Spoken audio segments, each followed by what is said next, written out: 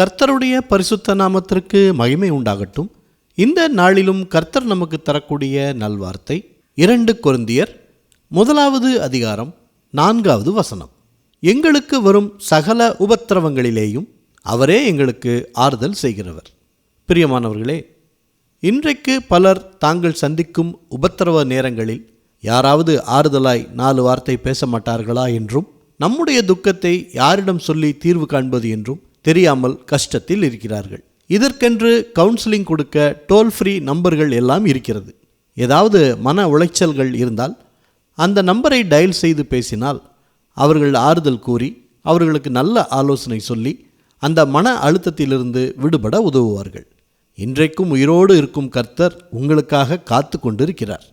என் மகனே, என் மகளே என்று உங்களை பெயர் சொல்லி அழைக்கும் தேவன் அவர். உங்கள் துக்கத்தை, அழுகையை அவர் சந்நிதியில் ஊற்றும்போது அவர் உங்களை விசாரிக்கிறவராக இருக்கிறார். உங்களை வழிநடத்துகிறவராக இருக்கிறார். அவரிடத்தில் உங்கள் பாரங்கள் எல்லாவற்றையும் வைத்து விடுங்கள். மனிதர்கள் தரும் சமாதானத்தை விட ஆண்டவர் உங்களுக்கு தரும் சமாதானம் பெரியது.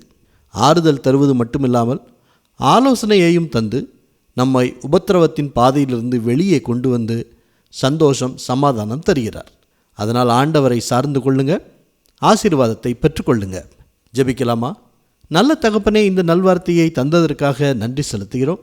இன்றைய நாளிலும் உலகத்தில் உங்களுக்கு உபத்திரவம் உண்டு, ஆனாலும் திடன் கொள்ளுங்கள், நான் உலகத்தை ஜெயித்தேன் என்று சொன்ன ஆண்டவரே, நாங்களும் இந்த உபத்திரவத்தில் ஜெயித்து முன்னேற பலனாயிருங்க.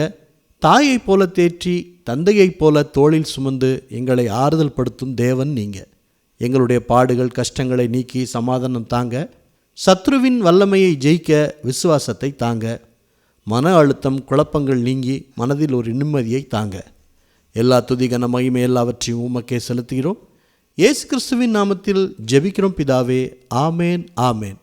இந்த நல்வார்த்தையை மற்றவர்களுக்கும் பகிருங்கள். அவர்களுக்கும் கர்த்தருடைய ஆசீர்வாதம் கிடைக்கட்டும். கர்த்தர் உங்களையும் உங்கள் குடும்பத்தாரையும் அளவில்லாமல் ஆசீர்வதிப்பாராக. ஆமேன்.